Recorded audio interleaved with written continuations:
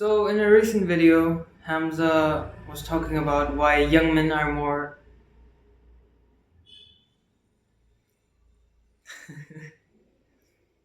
So, in a recent video, Hamza was talking about why young men are considering religion again. Like, religion is cool again. Why?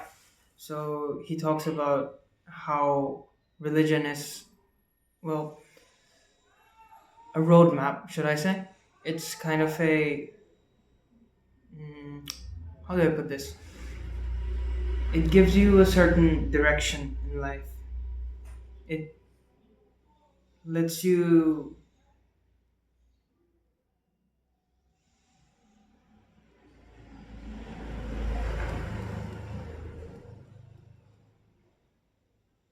It essentially lets you take off your hands from the steering wheel for a while and follow this thing which we call God.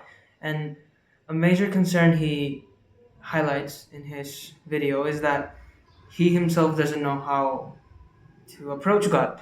And honestly, I feel him because I have been raised in an Indian family since I was born. It's been 17 years and almost 4 weeks, right?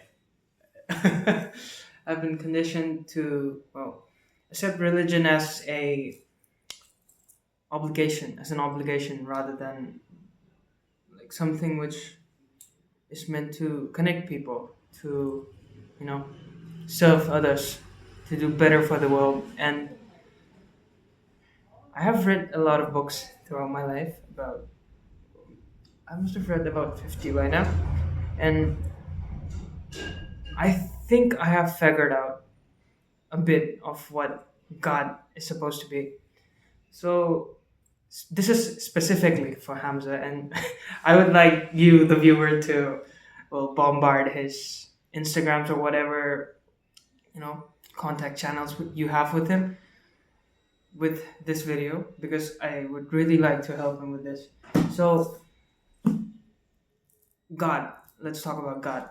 Hamza really, I'm not sure how to put this, but he doesn't know how to approach this concept of God because he talks in the video like I don't know how to turn on that God mode, right? I don't know how to just turn the belief on somehow. And I think I don't think like you have to turn on that belief necessarily, and you can access what this ephemeral, this esoteric kind of knowledge about God with the idea of why it exists. So there's this book, Reality Transurfing by Vadim Zeland. He's a Russian physicist, as far as I know. And I got to know about this book from a video by Iman Gadzi, right? Legendary guy. So in this book, it talks about how you can basically bend your reality to your will. And it has about 700 pages, I think. Wait, let me see. Oh, by the way, this is a very cracked version. I'll show you that right now. 688 pages. I hope you can see it. Right. So, this is a book I got from Flipkart, which is an Indian company which is kind of like Amazon, but it's more for local retail. And I guess the printing of this book was kind of shit, so it was like on 75% discount, maybe. I don't know the exact price, but I don't know. I just got my mom to buy it for me. This is how the pages, the cover is. And then inside, it's upside down. The whole thing. Look. Even the page number is upside down. Look at that. So I basically had to read it from this side. Like, this is the back page and upside down. And I had to read it like this. Fortunately, I don't think any pages were left out or any, incongruence there was what? Incongruence was there inside the book, and it was a very nice read. It took me quite a long time. It took me like 3 4 months spaced out in about a year because I basically got bored in the beginning. But by the time I finished this book, I was like, okay, this is why God was a thing. This is why humans invented God. God was okay. This is a very controversial take here, but God was invented by humans. God did not create, but God was invented. I don't know. I'm going to get a lot of fucking hate for this, I know, but it's just my take on it, right? And God, like, you have to believe God exists for God to, have a fucking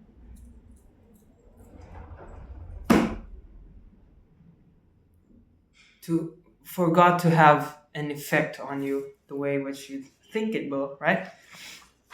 So let me cover it like very, what can I say?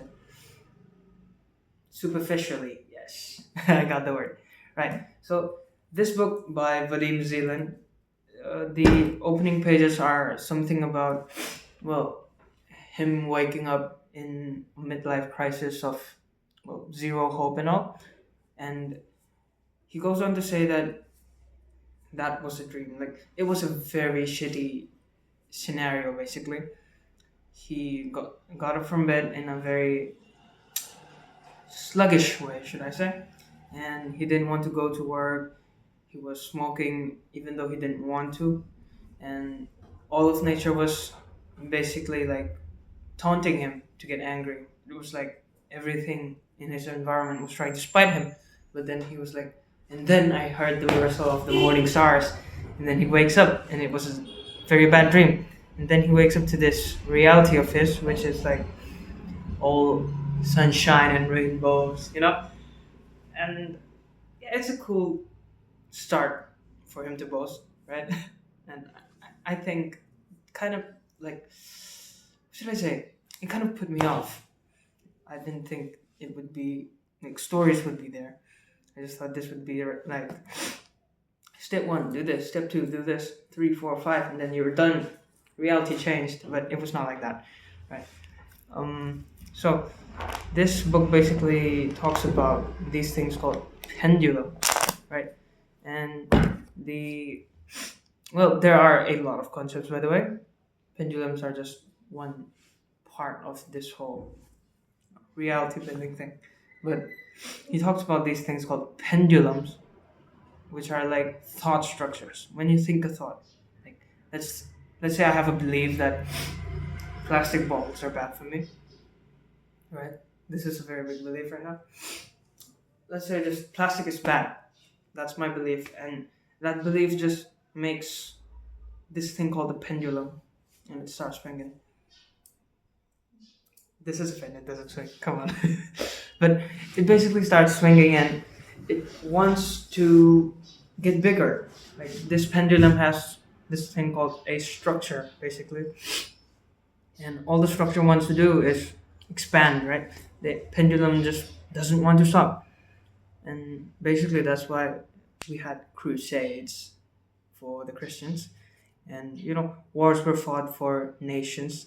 Nations are also an ideology and belief, and like this book changes all of you know your entire paradigm basically on what life is and how things function. um yeah, let me add to that. Yeah, pendulum, we were at pendulums, right? So in this book it says that pendulums are structure created by these beliefs, right?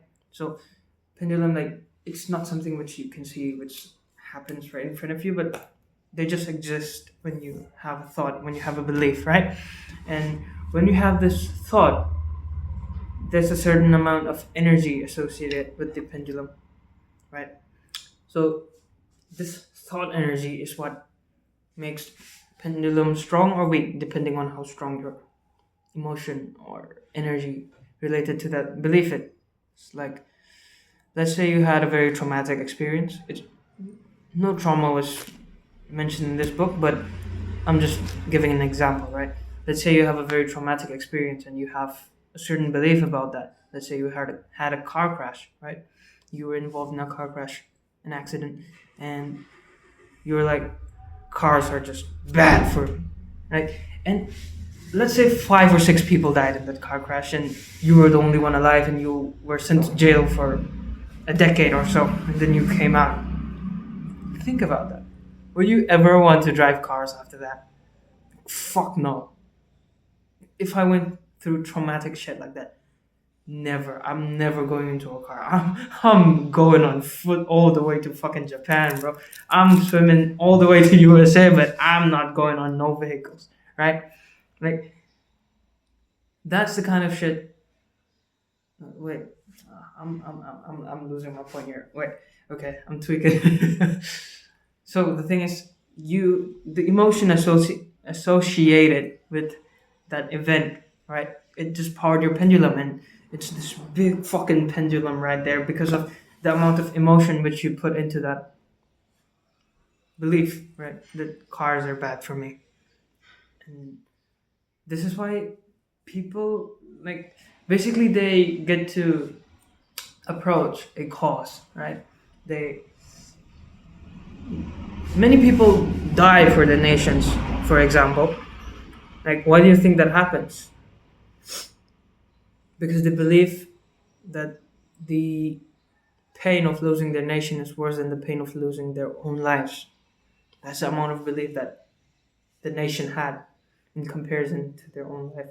Well, a nation is just what is a nation? A nation doesn't exist.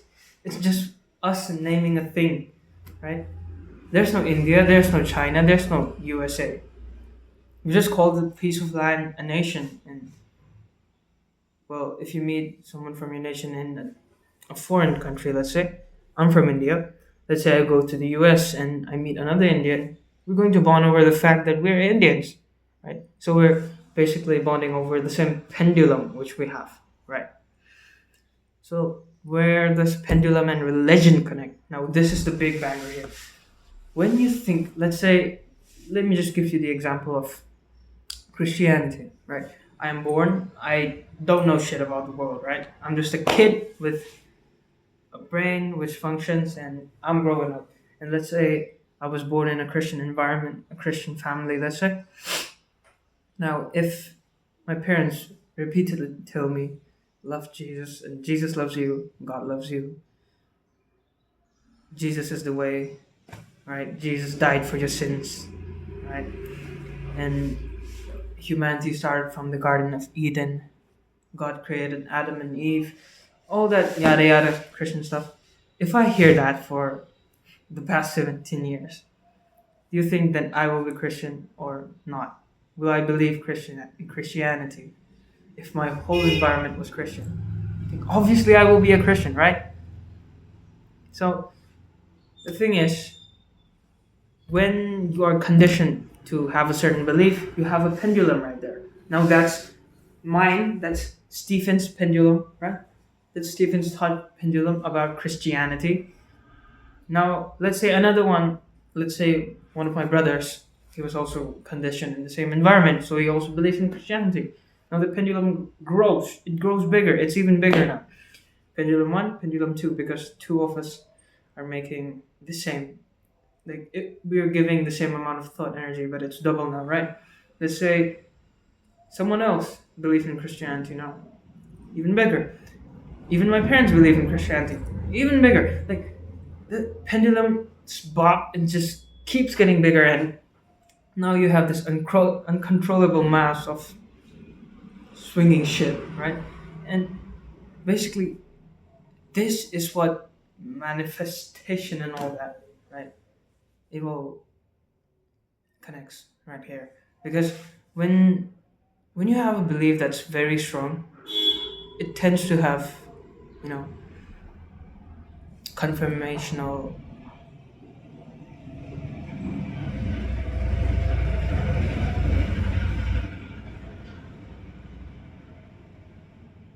confirm fuck confirmational consequences, right? In your life, when you have certain, like, let's say I drop an apple, I just believe, like, in this book also it talks about apples falling towards the sky, not from the sky, towards the sky, like opposite of what Newton said, right? he saw an apple fall from an apple tree. However true that story is, this book talks about apples falling towards the sky. If you believe in that, as stated in this book, and I think the book is very, what can I say? It's very accurate in its theories. If you really believe that apples are about to fall to the sky and your pendulum is big enough, apples will fucking fall towards the sky. And I will tell you an anecdote about this, right? I remember something about this from my childhood. Not really my childhood, it was about 1 year ago. So I have this phone. It's a very old one. It's like a hand me down phone from my grandmother. And it's maybe a decade or so old. It runs very slowly. I'm recording on my tablet right now. Right? This phone, right? I was very stressed out in wherever I was staying at that point. It's a story for another day, but I'll just give you the gist of it. So I was studying in another state in India, and basically I was stressed down to my balls, right? I really didn't want to, well, honestly, I didn't really want to live anymore. Sometimes I even thought about, you know, the subject of self harm. Thankfully, I did not do that.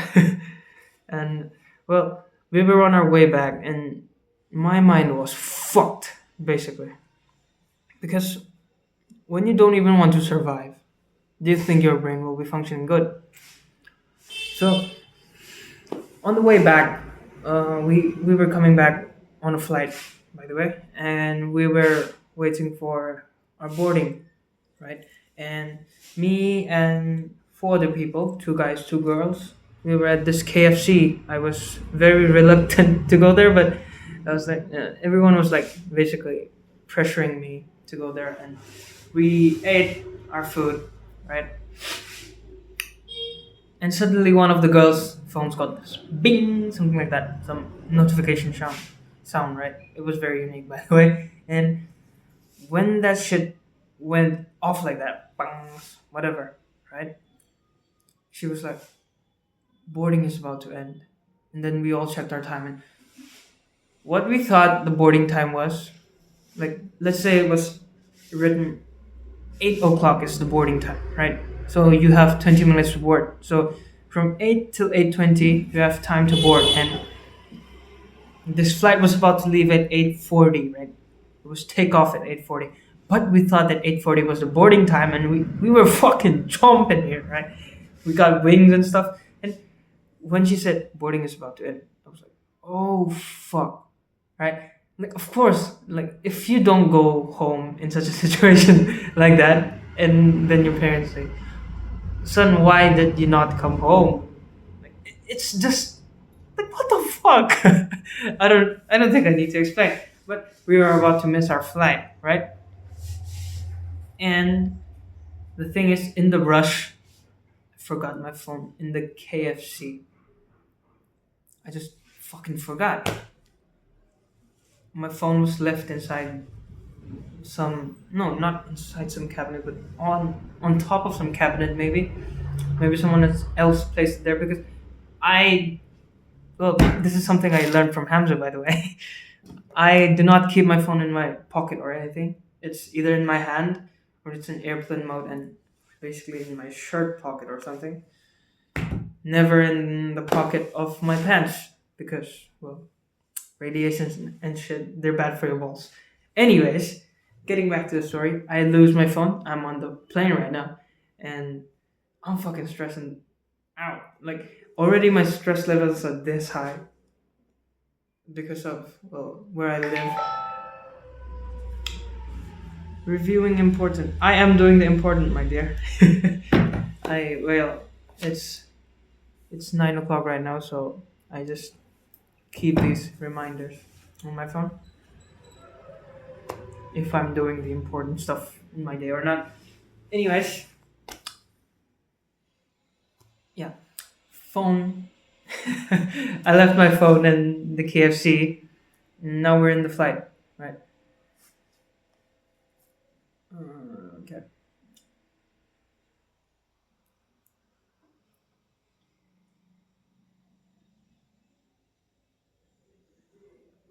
Now I start asking the attendants like, "Oh, can I just go back? It will be 2 minutes. I'll come and go. Zip zap zoom." I'm very fast in sprinting. I say stuff like that, and they're like, "No, it's policy. We cannot allow you to go outside the airplane anymore." And I was like, I expected to be even more stressed, but my stress levels are already this high that it had nowhere to go. And when the stress of losing my phone in the airport joined them, the stressometer just broke, right? I had this, what can I say, almost like a state of nirvana. I was in a state of nirvana basically. I was like, none of it even matters. Like, why do I even care? Why do I bother? It's just a phone. The phone is just a piece of metal with plastic and whatever the fuck's inside that. I didn't even want to live anymore. Why the fuck do I care about my phone, right? And then I just sat down. I did not even feel any emotion. I was literally trying to be stressed in that scenario, but I was like, why do I not feel anything? I am supposed to feel something right here, but I'm not. I was stressed about not being stressed at this point, and that was fucking phenomenal, right? And well, I sit beside this one girl, and like I changed my seat, right? I sit beside this one girl we were traveling with. She was like, "The fuck is this guy doing?" And I'm like, "I'm going to tell this story about losing my phone to my grandchildren someday, and it's going to be fucking fun." She laughs. I laugh. She starts trying to contact the airport staff for me, like at the airport we're leaving from.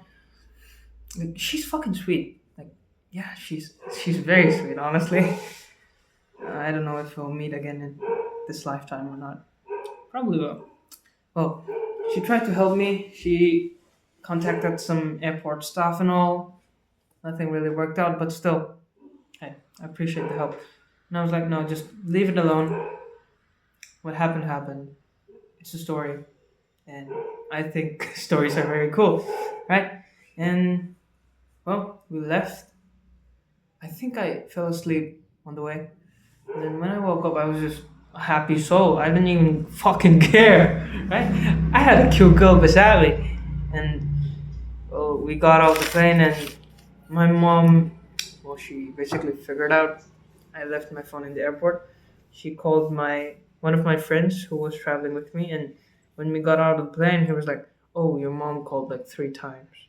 And I'm like, "Fuck," right? And well, I get on a call with my mom. She said she was calling my phone, like which I left at the airport, about 50 times. She called about 50 times, even when she was busy at work. And I was like, my God, she fucking cares about me.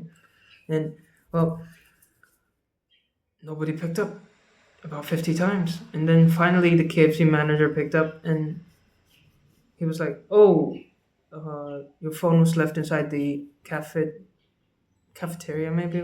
I don't know what I should call it, but well, he said my phone was left there and he has collected it anytime. Like, if I go to that airport, I can take it from him. He was like that.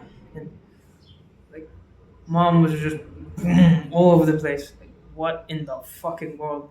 And the KFC manager was like, we have no right to, keep this phone with us at this point. Like, they have some laws or something.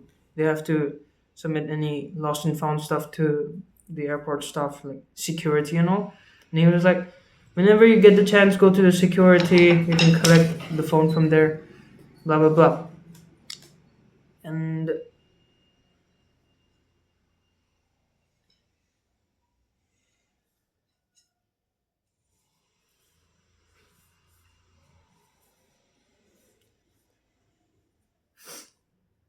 my mom was like, "Oh, please keep the phone with you instead. Next time my child comes, he can take it from the KFC." My mom thought that leaving the phone with the security would complicate things a lot more.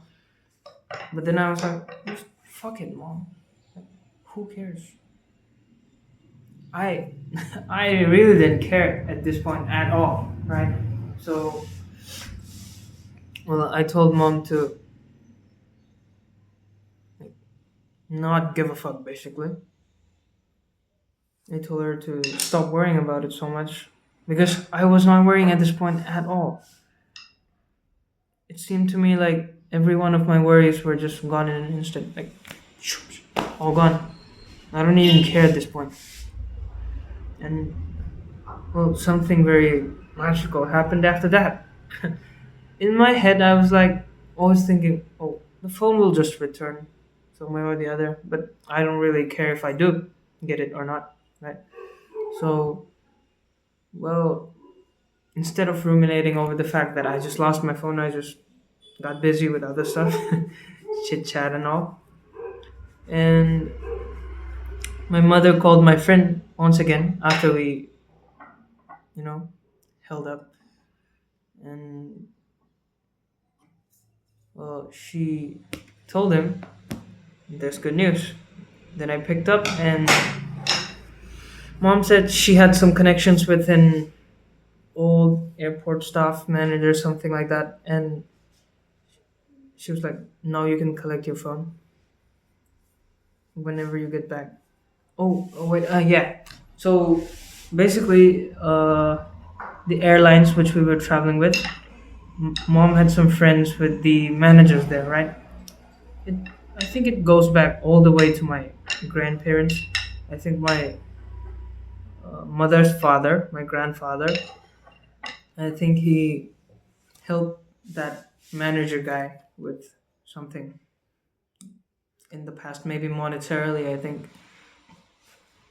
So, so this guy was very grateful that we had helped him in the past, and he was like, "Any request for you? I'm down." So basically, he contacted the manager from the place which I was, coming from back to my hometown, and he was like, "Please submit it to this staff member from our airlines.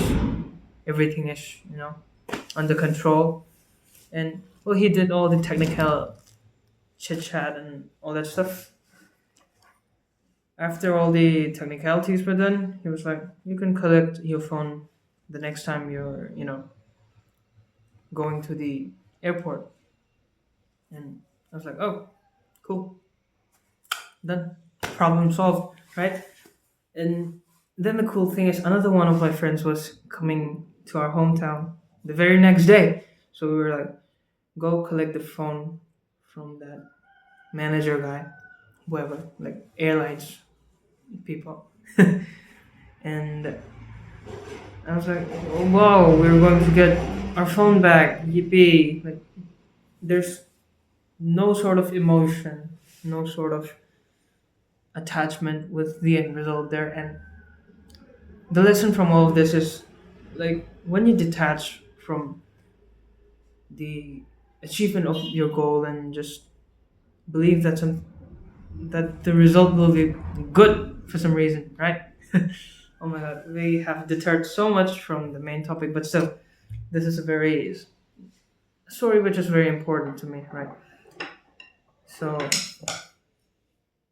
the lesson, again, the moral of the story, basically, I would say is that when you stop attaching yourself with the accomplishment of a given result and just do the work that's necessary. In this case, I did not do a lot of work other than make a couple phone calls, right? But still, this applies to any phase, any part of your life, right? Have you ever seen any laid back people, like people who do not care much about whether they get a goal or not? I don't think it's very prevalent in any, what do you say, developed societies, but in undeveloped societies like India, they say we're developing, but I don't believe that. Like most of India is just slums, anyways. I have seen many people who are at peace with life because they don't want to, you know, achieve anything in the sense that they don't have to get it. They're happy with the grind. I've seen gym trainers who are not getting paid like, you know, very well, but they're just happy with life the way it is, and they live life to the fullest because they engross themselves with work, which feels meaningful to them, right? Oh my god. This story has taken a very wild turn. I was about to help Hamza with his religion thing, right? So, where does this all tie back in with religion? In my opinion, religion is just another big fat pendulum, right? Religion is just another big fat pendulum, and when you detach yourself from the goal of having the God which is going to guide you, right? And you just have faith in this, you know, God thing. Wonderful shit happens, right? Even I'm considering getting a bit religious these days, and not just considering, I actually am a bit religious. I attend community church and all, and I'm like trying to be part of the Sunday service there. It's Thursday today. I'm going there on Saturday to see how things are, and then by Sunday I'm expecting to be part of their, service group and all. Well, God, how should you approach God? The single line will be the determiner of your success. This is specifically for Hamza again. If you want to be successful in the pursuit of God, first of all, you have to detach yourself with the achievement of the goal, which is to, well, achieve God, His grace. That's not the goal. Your goal is to work, fall in love with the process and not the goal, right? That's something I've learned in life, and it's very useful. You just need to be part of the faith, not part of the ones receiving it, because eventually everyone will, because God, God's good, God's great, God gives everything to everyone. And well, there's also that quote, right? God helps those who help themselves. I think that's true. Like, you have to have faith in God, but you cannot you cannot think that God will be the end all be all. Th- That's something which is going to, you know, free you of everything, because you need to have the belief, honestly. But why am I contradicting myself? Well, oh my god, it's so hard to put my thoughts into words because I'm kind of new to, well, recording myself on camera speaking. But still, what I'm trying to say is that have faith in God, but don't just honestly don't try to achieve this in the sort of way which you would approach like money or status or having game with women. It's not the same thing, right? This is something which is very irrational, honestly. Not to say that it's bad, it's irrational. You cannot, this is not the realm of logic, it's the realm of magic, right? And magic does exist, it does happen. Because once you have faith, once you have belief in something, anything really, you just get it like, oh, that's it, right? Well, Hamza, if you want to achieve your goal, I know this video has been very all over the place, right? And I'm not very good at giving advice right now in this sort of, you know, 10-minute fashion, like in which you do. How do I say this? I really appreciate and I'm very grateful for the way in which you give advice. Like it's very, fast. Like, done, done, done. This is what you do. Step one, step two, step three. But well, I'm trying to improve on that. That's all I can say. So, action step number one: buy this book, endorsed by Ian Gadzi, Iman Gadzi, right? It's a very good book. This is all you will need to understand this thing called manifestation. I remember some well videos of yours in which you said, I don't understand how chairs can be, vibrating pieces of energy and all that. Well, I guess I will cover that someday on this channel if I can. But as of now, all I can really say is read that book. You will get some insights into what belief structures, thought structures, and pendulums are, and then you will be set like you will hit the ground running after you read this, like on the path to God, right? Well, I love you. Honestly, Hamza, I fucking love you. I'm gonna copy you right here. Do the hard work, especially when you don't feel like it. Mwah.